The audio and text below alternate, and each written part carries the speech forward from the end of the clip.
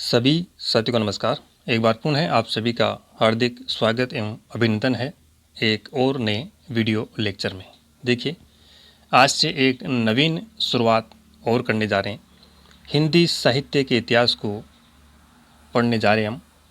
और देखिए, पढ़ने को तो सभी पढ़ ही रहे हैं। आप सबके पास बड़े बड़े ग्रंथ पढ़े हैं हिंदी साहित्य इतिहास की खूब किताबें हैं। लेकिन हमारा प्रयास रहेगा कि हिंदी साहित्य इतिहास को याद किया जाए। इसको याद कैसे किया जाए, इस पर हम भरपूर कोशिश करेंगे और वीडियो लेक्चर के अंदर ही याद करने का प्रयास करेंगे। ये जो नोट्स है, हिंदी साहित्य इतिहास के नोट्स है जो मेरे द्वारा बनाए गए हैं, और इसी नोट्स के आधार पर हम धीरे धीरे आगे बढ़ेंगे और साहित्य को अपने दम पर याद करने का प्रयास करेंगे। और फिर आपको किसी के सामने या किसी पर निर्भर रहने की आवश्यकता ना रहे। अब आपके जहन में एक सवाल भी निश्चिंत रूप से आएगा कि क्या ये नोट्स पर्याप्त है, हर भर्ती या एग्ज़ाम के लिए नोट्स पर्याप्त है। तो देखिए, इतना ही कहूँगा, कोई भी एक बुक या किसी भी कोचिंग संस्थान ले लो, किसी भी शख्स को ले लो, एक बुक आपको कंप्लीट 100% मैटर प्रोवाइड नहीं करवा सकती। कोई भी नोट्स हो तो वो भी आपको 100% नहीं दे सकते। एग्ज़ाम के अकॉर्डिंग 70%, 80-90 जितना भी मिलता है वो हर एग्ज़ाम में सामान्य रूप से मिल जाता है। लेकिन कंप्लीट 100% कोई भी बुक्स, नोट्स या कोचिंग संस्थान कोई भी शख्स प्रोवाइड नहीं करवा सकता। तो आप समझ गए होंगे मैं क्या कहना चाहता हूँ। कुछ हद तक सभी एग्ज़ाम्स के लिए पर्याप्त होंगे। इन नोट्स के बारे में इतना ही कहूँगा कि बहुत कुछ छोड़ा है जो आपको सब जगह मिल जाएगा। मैंने बहुत कुछ छोड़ा है जो आपको सब जगह मिल जाएगा, और बहुत कुछ जोड़ा है जो आपको हर जगह नहीं मिलेगा। ये इनकी विशेषता रहेगी। तो आप समझ सकते हैं किस प्रकार से ये तैयार करेंगे। अभी तैयार कर रहे हैं इनको धीरे धीरे, और उसी रूप में क्लासें चलती रहेगी। तो इसी विश्वास और आशा के साथ हम शुरुआत करते हैं कि हम बेहतरीन करेंगे, बहुत ही बेहतरीन ढंग से करेंगे। चलिए फिर शुरुआत करते हैं। देखिए, शुरू करने से पहले एक बात और क्लियर कर देता हूँ। चाहे राजस्थान हो या भारत हो, हिंदी भाषा से संबंधित जितने भी एग्ज़ाम हो यहाँ पे, TGT, PGT, KVS, NVS, MP, UP में जो एग्ज़ाम होते हैं, राजस्थान में first grade, second grade, third grade, जितने भी एग्ज़ाम हैं सब के लिए समान रूप से ये उपयोगी होंगे।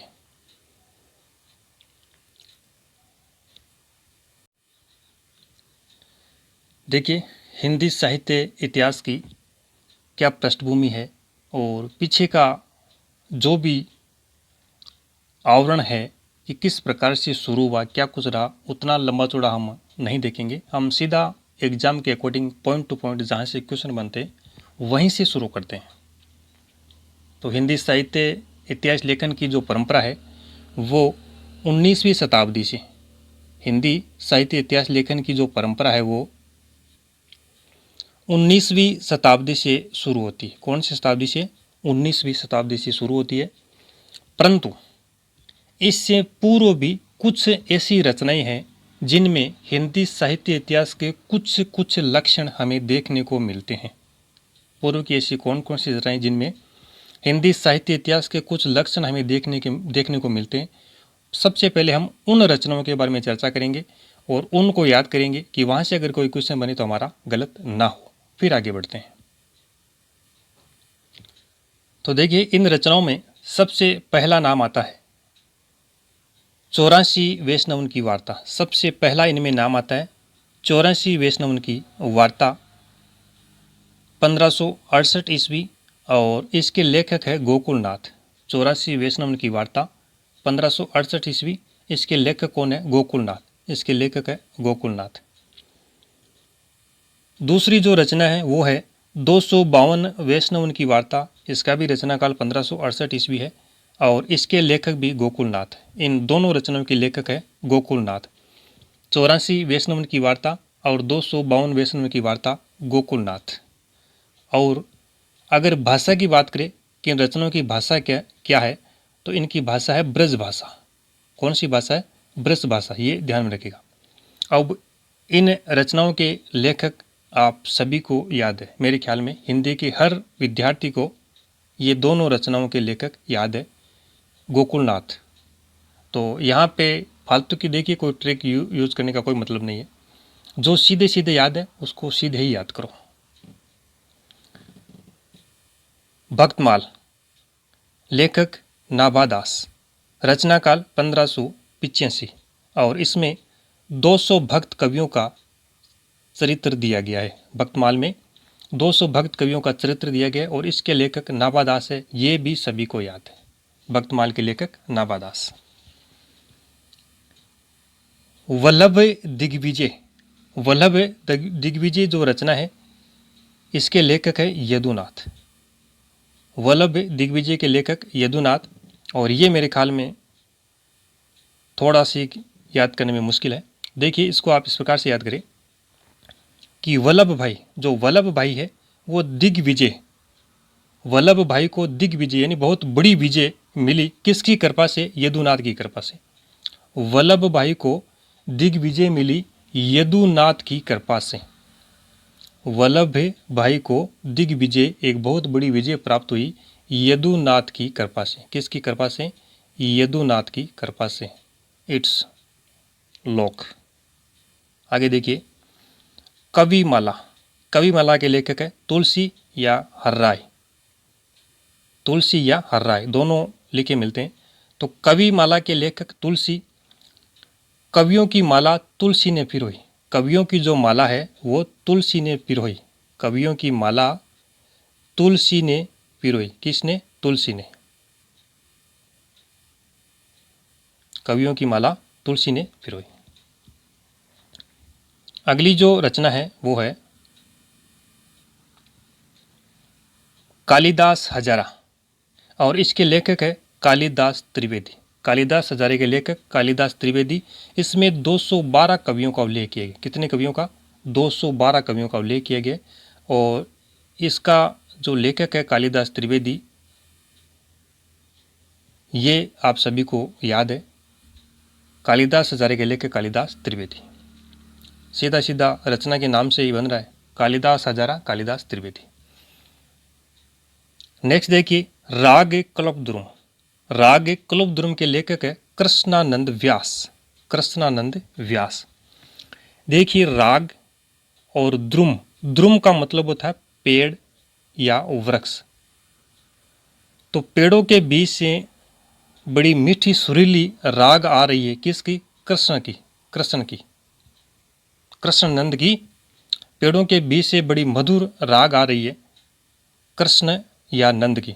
तो आप कृष्णानंद यहाँ से बन सकता है कि राग कल्पद्रुम, द्रुम के बीच से राग किसकी आ रही है? कृष्णानंद की। तो इस प्रकार से याद रख सकते हैं। नेक्स्ट देखिए, फिर जो रचना है विचित्रोपदेश। विचित्रोपदेश ककछेदी तिवारी। विचित्रोपदेश ककछेदी तिवारी। कक यानी काक और काक यानी कौवा। इसकी आवाज़ बड़ी कर्कश, बड़ी कठोर होती है, हमारे दिल में छेद करने वाली होती है। ककछेदी, कौवे की जो आवाज़ है बड़ी कर्कश और कठोर होती है और हमारे दिल में छेद करने वाली होती है। हमें जब ये बोलता है काई कूँ करता रहता है, तो हमें ऐसा लगता है कि ये फालतू के बड़े विचित्र उपदेश देता है और इसकी आवाज़ हमें दिल में छेद करने वाली लगती है।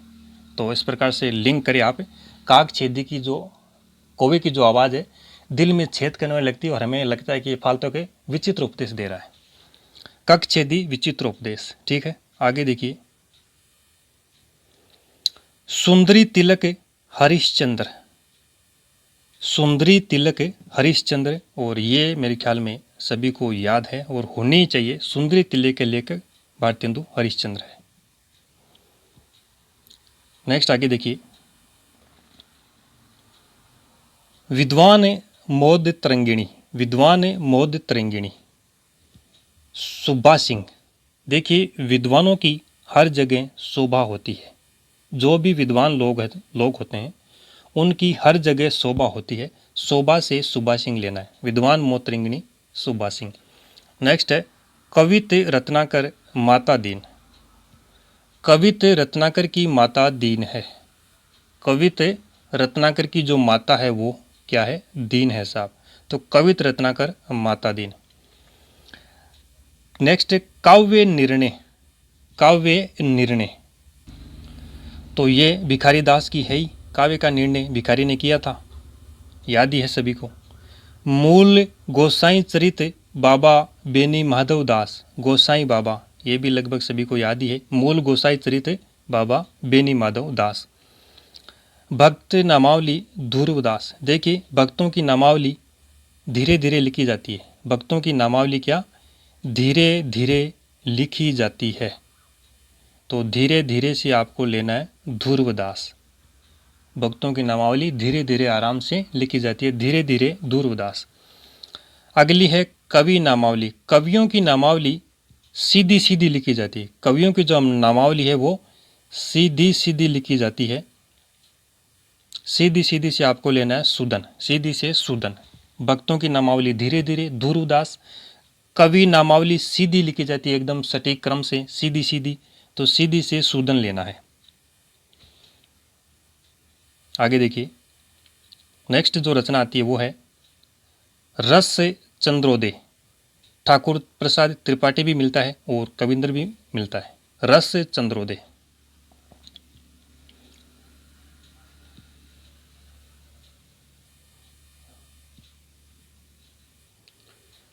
तो सुबह सुबह चंद्रोदय के समय, अबे सुबह सुबह क्या, सुबह तो सूर्योदय होता है, चंद्रोदय तो शाम को होता है। शाम के समय, चंद्रोदय के समय, जब चंद्र चांद उदय होता उस समय कवि ने ठाकुर को पाठ पढ़ाया। कवि ने ठाकुर को रस भरा पाठ पढ़ाया।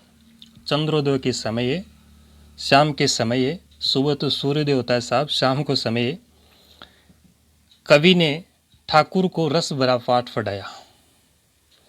भाषा काव्य संग्रह के लेखक है महेश दत्त शुक्ल, जो कि आप सभी को याद है। और श्रृंगार का जो संग्रह है वो सरदार ने किया था। श्रृंगार का संग्रह सरदार ने किया था। किसने किया था? सरदार ने। नेक्स्ट एक आती है दिग्विजय भूखन, जो कि वल्लभ दिग्विजय से, दोनों में दिग्विजय आ रहा है और वहाँ से मिलती जुलती है। दिग्विजय भूखन तो बड़ी विजय प्राप्त करने के बाद भूखे लोगों को गोकुल में प्रसाद बांटा गया। दिग्विजय यानी दिग्विजय प्राप्त होने के बाद भूखे लोगों को, भूखन, गोकुल में प्रसाद बांटा गया। गोकुल में प्रसाद यानी गोकुल प्रसाद। दिग्विजय प्राप्त करने के बाद भूखे लोगों को गोकुल में प्रसाद बांटा गया। श्रृंगार का संग्रह सरदार कवि ने किया। चंद्रोदय के समय कवि ने ठाकुर को रस भरा पाठ पढ़ाया। कवियों की नामावली सीधी सीधी लिखी जाती है, सीधी सीधी से सुदन। भक्तों की नामावली धीरे धीरे लिखी जाती है, धीरे धीरे से ध्रुवदास। इस प्रकार से याद करते जाइए। कवियों को रत्न की माला, हीरो जवाहरात रत्न की माला मुंशिप ने पहनाई थी। किसने पहनाई थी? मुस्लिम ने। तो कवि रत्नमाला मुंशिप देवी प्रसाद। कवि रत्नमाला मुंशिप देवी प्रसाद। सुक्ति सरोवर लाला भगवान दीन। सरोवर यानी नदी,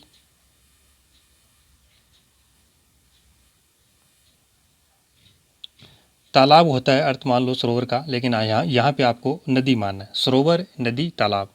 नदी लेते ही यहाँ पे देखिए नाम आ रहा है भगवान दीन में, भगवान नदी, नदी आ रहा है ना, यहीं से पकड़ लेना है।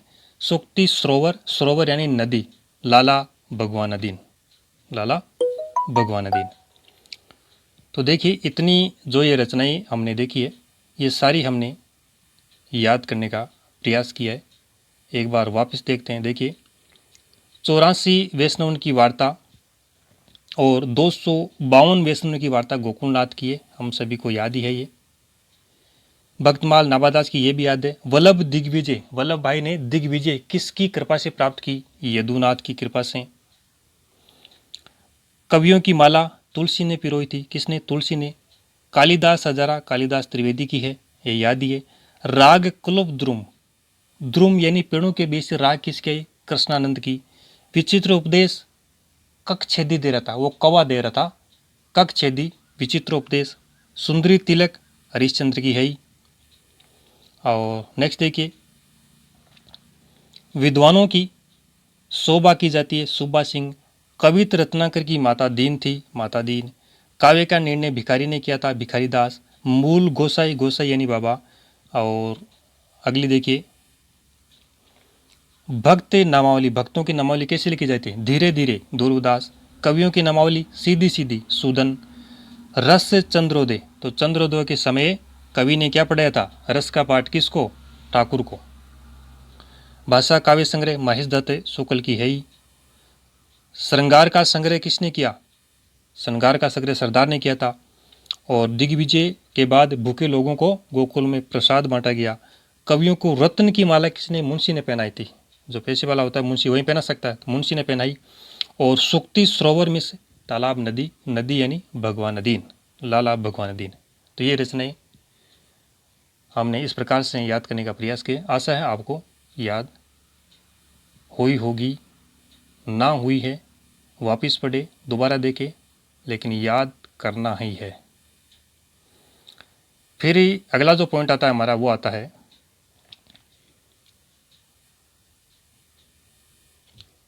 हिंदी साहित्य इतिहास लेखन की पद्धतियाँ। हिंदी साहित्य इतिहास लेखन की पद्धतियाँ कौन कौन सी? देखिए, जो भी 3, 4, 5 पद्धतियाँ हैं वो हमें याद रखनी है। सबसे पहले 1 नंबर पर आती है वर्णानुक्रम या वर्णमाला पद्धति। वर्णानुक्रम या वर्णमाला पद्धति क्या? इसमें देखिए, लेखक एवं कवियों का परिचय वर्णमाला यानी अल्फ़ाबेट के आधार पर इसमें किया गया। और इतिहास लेखन की ये सबसे अविकसित प्रणाली है। कवियों व लेखकों का जो परिचय किस आधार पर किया गया? वर्णमाला के आधार पर। जैसे वर्णमाला होती है ए, आ, क, ख, इस प्रकार से किया गया। और इसके लिए 2 विद्वान प्रसिद्ध है, गारसा दत्तासी और शिव सिंह सेंगर। क्वेश्चन यहीं से बनता है कि किन विद्वानों ने अपने हिंदी साहित्य इतिहास लेखन में वर्णानुक्रम पद्धति को अपनाया? तो 2 विद्वान ध्यान में रखिएगा, गारसा दत्तासी और शिव सिंह सेंगर। याद कैसे रखेंगे? देखिए, वर्णों की तासीज सिंगर ने बैठाई। वर्णों की तासीज कौन बैठाता है? जो एक सिंगर होता है, जो गायक होता है, वो अपने गाने में वर्णों शब्दों की लय ताल बैठाता है। तो याद रखिए, वर्णों की तासीज जो सिंगर होता है, सिंगर, उसने बैठाई। अपने सॉन्ग को, गाने को बड़ा सुरीला बनाने के लिए शब्दों की, वर्णों की वो तासीज लय बैठाता है। तो तासीज से गार साद तासी और सिंगर से सिंगर हो गई याद। वर्णों की तासीज सिंगर ने बैठाई, तासी से गार साद तासी और सिंगर से शिव सिंह सिंगर पकड़ लेना है। दूसरी पद्धति है कालानुक्रमिक पद्धति। कवियों एवं लेखकों का वर्गीकरण ऐतिहासिक तिथि क्रम एवं जन्म वर्ष के आधार पर। वर्णानुक्रम पद्धति में वर्णमाला के आधार पर किया गया इन कवियों लेखकों का वर्णन। इसमें जन्म वर्ष के आधार पर या तिथि क्रम के आधार पर किया गया कवियों व लेखकों का वर्णन। और इसमें भी 2 विद्वान प्रसिद्ध है, कौन कौन से? ग्रियर्सन और मिश्र बंधु। कौन कौन है? ग्रियर्सन और मिश्र बंधु। कालानुक्रम पद्धति, काला जो सन है वो बंधु को पसंद नहीं है। काला सन बंधुओं या बंधु को पसंद नहीं है।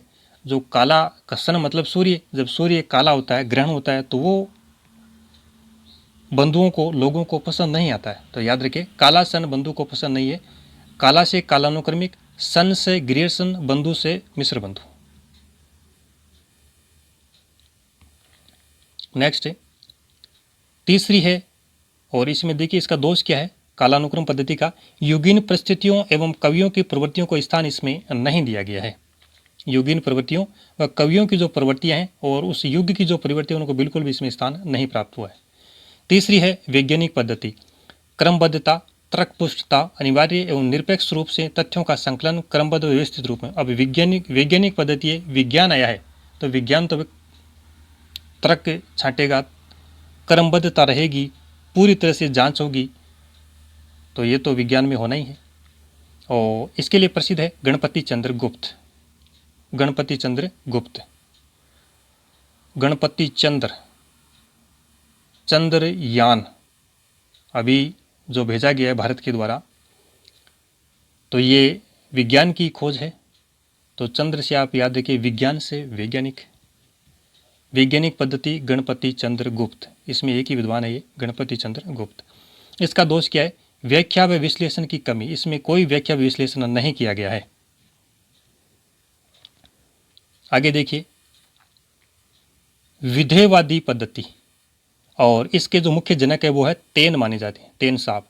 इसमें साहित्य संबंधी आंकड़े एकत्र करने के साथ साथ तद्युगीन वातावरण, यानी उस समय का जो वातावरण है वो, परिस्थितियों का वर्णन विश्लेषण अपेक्षित होता है। तेन महोदय ने साहित्य की प्रवृत्तियों के मूल में 3 तत्व स्वीकार किए गए, जाति, ये क्षण और वातावरण। अगर सवाल बने कि तेन महोदय के द्वारा साहित्य की प्रवृत्तियों के मूल में कितने तत्व स्वीकार किए गए, तो 3 तत्व बताना है। अगर ये पूछे कि इनमें से कौन सा तत्व स्वीकार नहीं किया गया, 4 विकल्प हो, उसमें चौथा विकल्प कोई दूसरा हो, तो 3 तो होंगे, जाति, क्षण और वातावरण। चौथा जो विकल्प है वो नहीं होगा। तो इस प्रकार से प्रश्न बन सकता है, और बना है, एग्जाम में आया हुआ है। तेन महोदय आए या विधेयवादी पद्धति है, दोनों में ये ध्यान रखना है। 3 है, जाति, क्षण और वातावरण। और इस पद्धति को अपनाए आचार्य रामचंद्र शुक्ल साहब ने, आचार्य शुक्ल ने हिंदी साहित्य के इतिहास लेखन में विधेयवादी पद्धति को अपनाया है।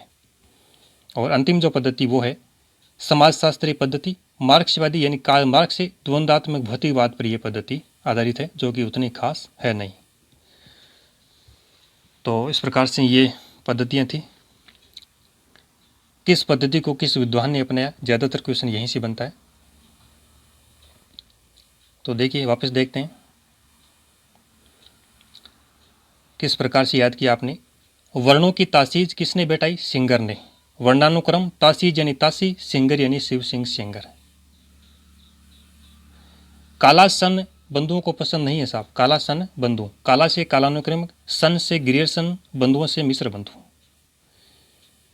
विज्ञान चंद्र चांद, गणपति चंद्रगुप्त।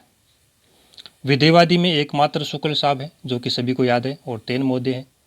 और समाजशास्त्रीय पद्धति इतनी खास है नहीं। फिर देखिए, साहित्य की कुछ परिभाषाएं हैं जहाँ से अक्सर सवाल एग्जाम में आता रहता है। 1 नंबर पे है आचार्य शुक्ल की परिभाषा है कि प्रत्येक देश का साहित्य वहाँ की जनता की चित्तवृत्तियों का संचित प्रतिबिंब होता है। प्रत्येक देश का साहित्य वहाँ की जनता की चित्तवृत्तियों का संचित प्रतिबिंब होता है। देखिए, चित्तवृत्तियाँ जब बदलती है और उनका जो प्रतिबिंब बनता है वो शक्ल पर आराम से दिखाई देता है। चित्तवृत्तियों का जो प्रतिबिंब है वो कहाँ पे दिखाई देता है? शक्ल पर। आचार्य शुक्ल, शकल से शुक्ल, चित्तवृत्तियों का प्रतिबिंब शक्ल पे दिखाई देता है, आचार्य शुक्ल। दूसरी जो परिभाषा वो है नगेंद्र की है, साहित्य का इतिहास बदलती हुई अभिरुचियों और संवेदनाओं का इतिहास होता है, जिनका सीधा संबंध आर्थिक और चिंतनात्मक परिवर्तन से है। साहित्य का इतिहास बदलती हुई अभिरुचियों और संवेदनाओं का इतिहास होता है, जिसका सीधा संबंध आर्थिक और चिंतनात्मक परिवर्तन से होता है। देखिए, व्यक्ति की अभिरुचियाँ यानी रुचियाँ और संवेदनाएं नगण्य होती है। अनेक प्रकार की रुचियाँ होती है, अनेक प्रकार की संवेदनाएं व्यक्ति प्रकट कर सकता है। नगण्य होती है, उनकी गिनती संभव नहीं है। नगण्य से नगेंद्र लेना आपको। अभिरुचियाँ और संवेदनाएं नगण्य होती है, नगेंद्र से नगण्य से नगेंद्र। तीसरी जो परिभाषा है बच्चन साहब की है कि इतिहास अतीतोन्मुख नहीं भविष्योन्मुख होता है, और वह जड़ नहीं गत्यात्मकता होता है। बच्चन सिंह ने कहा है इतिहास अतीतोन्मुख नहीं भविष्योन्मुख होता है, वह जड़ नहीं गत्यात्मकता होता है। तो जो बच्चा होता है वो अतीत से भविष्य की ओर उन्मुख होता है। बच्चा भविष्य की ओर उन्मुख होता है। बच्चा यानी बच्चन सिंह लेना है। बच्चा बच्चन सिंह, अतीत नहीं भविष्य की ओर उन्मुख होता है बच्चन सिंह। अगली जो परिभाषा है 4 नंबर पर मैनेजर पांडे की है कि साहित्य की विकासशील प्रक्रिया में नई प्रवृत्तियों के उदय, पुरानी प्रवृत्तियों से नई प्रवृत्तियों के संघर्ष, नए प्रयोग और परिवर्तन के साथ साथ निरंतरता का क्रम चलता रहता है। शब्द है एक विकासशील प्रक्रिया, विकासशील प्रक्रिया, विकसित प्रक्रिया, ये इनका संबंध होता है। जैसे जिस देश के पास जितनी ज़्यादा पूंजी संसाधन होंगे उतना ज़्यादा विकसित होगा, विकासशील होगा। तो पूंजी यानी रुपये पैसे, इनका संबंध होता है बैंक से, और बैंक में होता है मैनेजर। कौन होता है? बैंक का मैनेजर होता है वो। तो यहाँ से पकड़ना है विकासशील, रुपये, पैसे, बैंक, बैंक से मैनेजर, थोड़ा सी लिंक करते हुए आगे बढ़ना है, तुरंत दिमाग में आ जाएगा। अगली जो परिभाषा है वो है आचार्य शुक्ल की आई है, सॉरी ये तो परिभाषा नहीं है, एक फैक्ट है। देखिए हिंदी, आचार्य शुक्ल ने कहा है कि हिंदी साहित्य के इतिहास में अपभ्रंश और प्राकृत की अंतिम अवधारणा से ही हिंदी साहित्य का आविर्भाव माना है। आचार्य शुक्ल ने हिंदी साहित्य के इतिहास में अपभ्रंश और प्राकृत की अंतिम अवधारणा से हिंदी साहित्य का आविर्भाव माना, ये एक फैक्ट है, ध्यान में रखिएगा। अब देखिए आगे कुछ एक परिभाषाएं और है, 4 परिभाषाएं बड़ी इंपॉर्टेंट है। साहित्य समाज का दर्पण है, साहित्य समाज का दर्पण है, महावीर प्रसाद द्विवेदी। दर्पण, एक दर्पण में एक वीरांगना अपनी वीर की तस्वीर लगाए रखती है और बार बार उसको देखती रहती है। दर्पण में वीरांगना वीर की तस्वीर लगाए रखती है, बार बार उसको देखती है कब आएगा, और वो सरहद पर अपने देश की रक्षा करता है। तो वीर से महावीर लेना है, वीर से महावीर प्रसाद द्विवेदी। तो साहित्य समाज का दर्पण, दर्पण वीरांगना दर्पण में वीर की तस्वीर लगाई रखती है, वीर से महावीर। साहित्य स्वाभाविक विकास है, हजारी प्रसाद द्विवेदी। स्वाभाविक, व्यक्ति का स्वभाव हम बदल नहीं सकते, चाहे 1000 कोशिश कर लो, हजारों कोशिश कर लो, जिस व्यक्ति का जो स्वभाव होता है उसको बदलना बहुत मुश्किल होता है। तो हजारों से हजारी प्रसाद द्विवेदी। साहित्य स्वाभाविक विकास है, स्वभाव व्यक्ति का 1000 कोशिश के बावजूद हम बदल नहीं सकते, तो 1000 से लेना हजारी प्रसाद द्विवेदी। साहित्य जन समूह के हृदय का विकास है, साहित्य जन समूह के हृदय का विकास है। देखिए जन समूह, लोगों के अंदर हृदय, लोगों के हृदय में बालक कृष्ण विराजमान है। जन समूह के हृदय में कौन विराजमान है? बालक कृष्ण विराजमान है। तो साहित्य जन समूह के हृदय का विकास है, बाल कृष्ण भट्ट। ज्ञान राशि के संचित कोश का नाम साहित्य, महावीर प्रसाद द्विवेदी। ज्ञान राशि के संचित कोश का नाम साहित्य है, महावीर प्रसाद द्विवेदी। ज्ञान राशि का जो संचित कोश है, अथाह ज्ञान का जो कोश है वो महावीर के पास है। अथाह ज्ञान का जो संचित कोश है, ज्ञान राशि का जो संचित कोश है वो महावीर के पास है, इतना ध्यान में रखना है। तो ये चारों परिभाषाएं आपको याद हुई होगी। फिर देखिए, साहित्य समाज का दर्पण है, दर्पण में एक वीरांगना अपने वीर की तस्वीर लगाए रखती है, वीर से महावीर। साहित्य स्वाभाविक विकास है, व्यक्ति के स्वभाव को 1000 कोशिश के बावजूद नहीं बदला जा सकता, 1000 से हजारी प्रसाद द्विवेदी। साहित्य जन समूह के हृदय का विकास है, तो जन समूह, लोगों के हृदय में बालक कृष्ण विराजमान है, बाल कृष्ण भट्ट। और ज्ञान राशि का संचित कोश का नाम साहित्य, महावीर प्रसाद द्विवेदी। ज्ञान राशि का संचित कोश किसके पास है? महावीर के पास है। ज्ञान राशि का संचित कोश महावीर के पास है। तो इस प्रकार से थोड़ा सी मैटर लंबा हुआ है हमारा, और इन ट्रिक्स के माध्यम से हमने लेकिन भरपूर तरीके से याद करने की कोशिश की है। आप 1-2 बार इनको देखें, फिर बिना देखे ट्रिक यूज करें, सवाल निकालें, ऑटोमेटिक याद होने लगेगा।